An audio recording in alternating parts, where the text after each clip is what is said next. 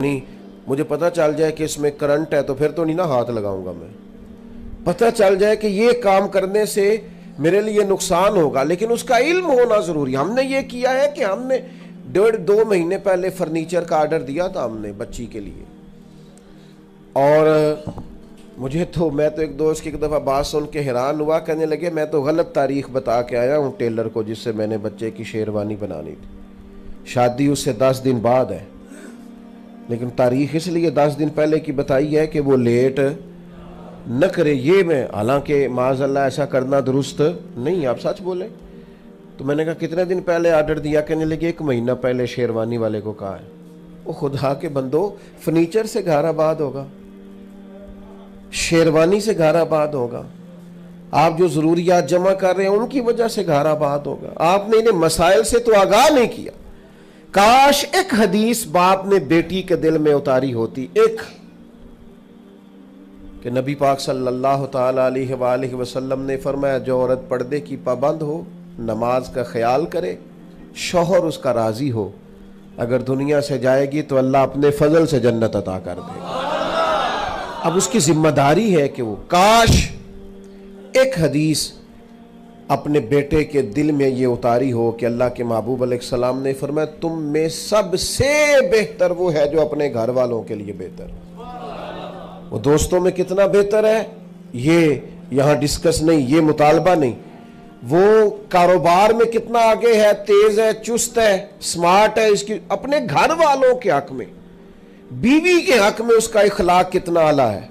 حضور علیہ الصلوۃ والسلام فرمانے لگے تم میں سب سے بہتر وہ ہے جو اپنے گھر والوں کے لیے بہتر ہے، اور فرمایا میں تم سب سے بڑھ کر اپنے گھر والوں کے لیے بہتر. تو سب سے پہلی چیز تو یہ ہے کہ علم کا مزاج پیدا کریں، طلب علم کریں، آپ چیزوں کو سیکھیں. دوسری بات یہ کہ پھر جو سیکھیں نا وہ بحث کے لیے نہیں سیکھیں. ایک طالب علم نے مجھ سے ایک دن کہا کہ میں مطالعہ کرنا چاہتا ہوں،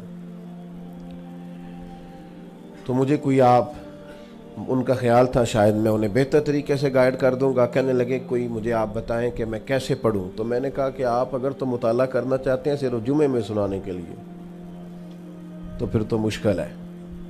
آپ کتاب پڑھیں اپنی تربیت کے لیے، آپ مطالعہ کریں اپنے علم میں اضافے کے لیے. اور وہ اقبال نے کہا تھا تجھے کتاب سے حاصل نہیں فراغ کہ تو کتاب خواں ہے مگر صاحب کتاب نہیں. تو کتاب جب تیرے ساتھ ہی گفتگو نہیں کر رہی تو پھر تو سیکھ کے آگے کیا پڑھائے گا؟ اس کے ساتھ پہلے وابستگی پیدا کریں، اور پھر یہ کہ جو سیکھا ہے اس پر عمل کریں.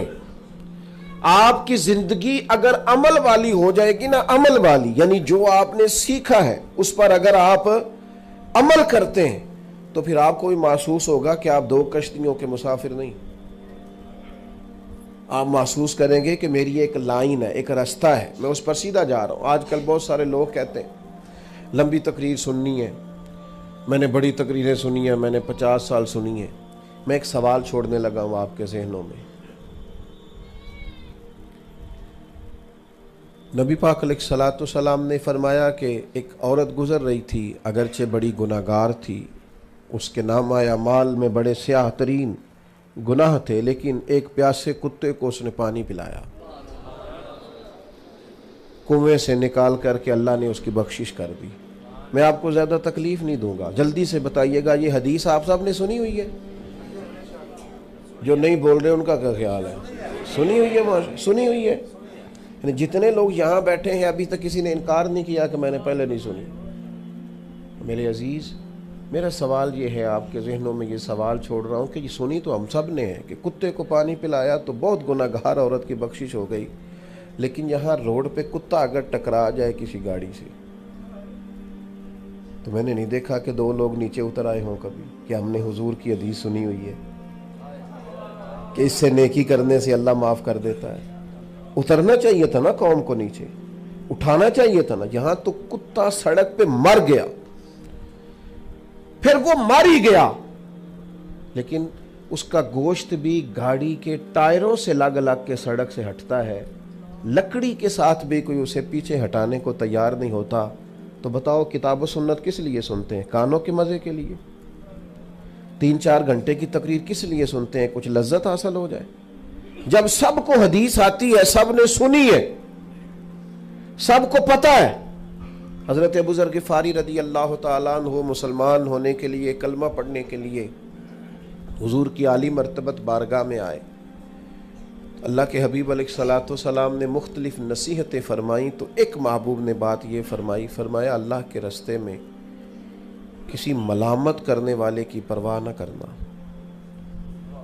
وَلَا يَخَافُونَ لَوْمَةَ لَائِمٍ ذَلِكَ فَضْلُ اللَّهِ يُؤْتِيهِ مَن يَشَاءُ. اللہ کے بندوں کی شان یہ ہوتی ہے کہ جب وہ رب کے رستے میں جہاد کرتے ہیں تو کوئی اگر انہیں ملامت کرے تو پرواہ نہیں کرتے. لوگوں کی گڈ بک میں آنا ان کا مقصود نہیں ہوتا، وہ تو ساری زندگی ٹکرا کے گزار دیتے ہیں، ان کا مزاج اور ماحول ہوتا ہے. تو اللہ کے محبوب صلی اللہ تعالیٰ علیہ وسلم نے جناب ابو ذر غفاری رضی اللہ تعالیٰ عنہ سے فرمایا کوئی دین کے راہ میں، یعنی تم دین پہ عمل کر رہے ہو، کوئی ملامت کر رہا ہے، او مولوی صاحب، او پاداڑی والیا، او حافظ جی، تو اگر یہ کسی بندے کو دقت ہو رہی ہے داڑھی پگڑی سے تو اس کا تو مزہ لینا چاہیے. کیوں کر جے کر یار دے نام دا ملے میڑا، وہ تے چولی پا لئیے پنجے سوٹیے نا. یہ تو مزے والی بات ہے، اس پہ پریشان ہو جانا مجھے ایک بندے نے یہ کہہ دیا تو کمزوری کی بات ہے. آپ کو تو اس پہ راضی ہونا چاہیے تھا. تو فرمایا کوئی ملامت کرے نا، ملامت کی پرواہ نہ کرنا. ابھی دین سیکھا ہے انہوں نے، کیونکہ دور تھا وہ جب صحابہ جناب زید بن ارقم رضی اللہ تعالیٰ عنہ کے گھر میں باتیں سیکھا کرتے تھے، وہ زمانہ تھا. اب حضرت ابو ذر غفاری ذرا باہر نکلنے لگے تو ایک صاحب نے انہیں مشورہ دیا اور بڑا مخلصانہ دیا اور صحیح دیا. کہنے لگے اب حالات ابھی کچھ زیادہ مسلمانوں کے حق میں نہیں، آپ ذرا باہر نکلیں تو اتنی جلدی نہ بتائیے گا میں مسلمان ہو گیا ہوں، لوگ تکلیف دیں گے. تو یہ بڑے وزادار لوگ تھے، بڑے بردبار لوگ تھے، دل دریات سمندروں ڈونگے کون دلاں دیاں جانے. حضرت ابو ذر غفاری کہنے لگے کیا کہا آپ نے، لوگ مجھے برا بھلا کہیں گے. تو کہنے لگے میں تو چاہتا ہوں کہیں، میں ابھی تو وعدہ کر کے آیا ہوں پرواہ نہیں کروں گا. تو میں نے جو علم سیکھا ہے اس پر عمل نہ کروں، میں اس پر عمل نہ کروں، پھر میرے عزیز جو سیکھا ہے وہ تو عمل کے لیے سیکھا ہے. کیا کہا کرتے تھے حضرت قبلہ حاجی ابو داؤد صادق صاحب، جو سیکھا ہے سب کو سکھاتے چلو، دیے سے دیے کو جلاتے چلو. آگے بڑھو، جو سیکھا ہے عمل کے لیے سیکھا ہے اس پر عمل کریں.